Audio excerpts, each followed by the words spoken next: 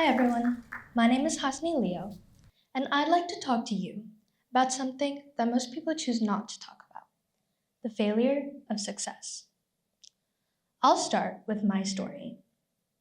In my freshman year, I built a science fair project, which I worked really hard on because I was determined to win.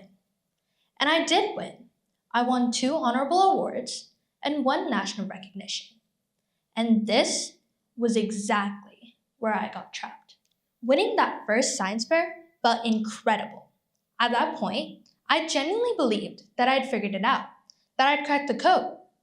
So I stopped working as hard. Not in a dramatic way. I didn't give up or walk away. I just eased off.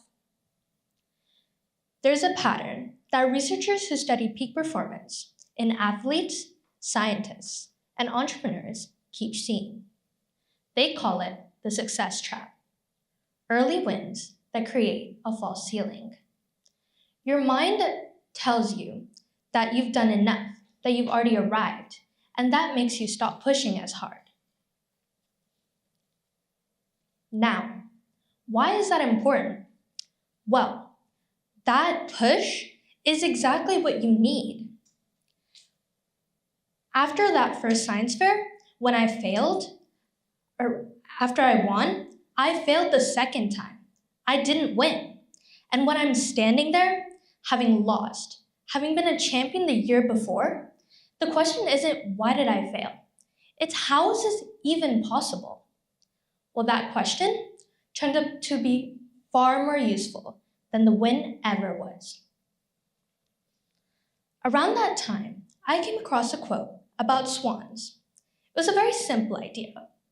A swan that glides across the water looks completely effortless, smooth, fast, and graceful.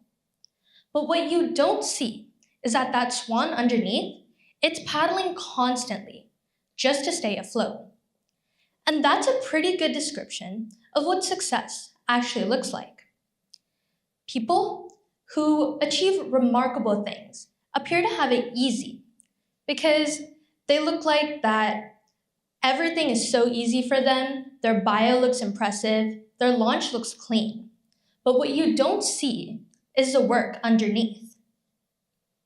After that first science fair, I had stopped paddling.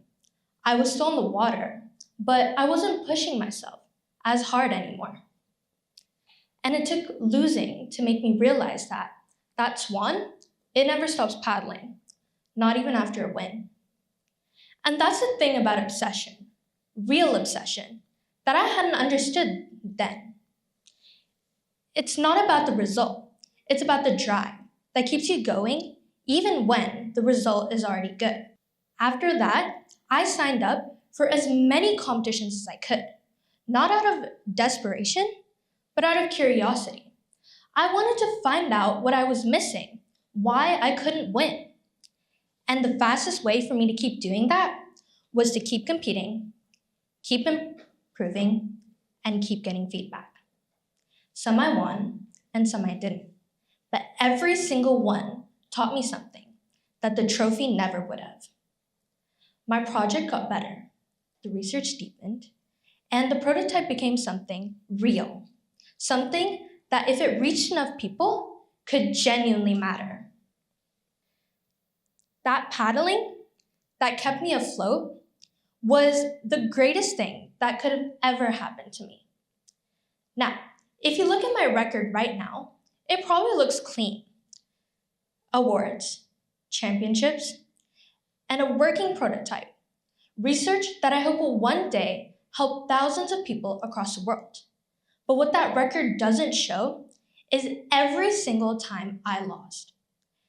It doesn't show the moment where I realized that I wasn't working as hard, that I had eased off.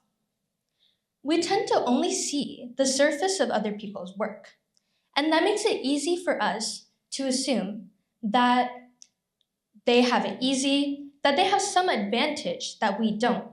But really, they're just paddling way harder than they look.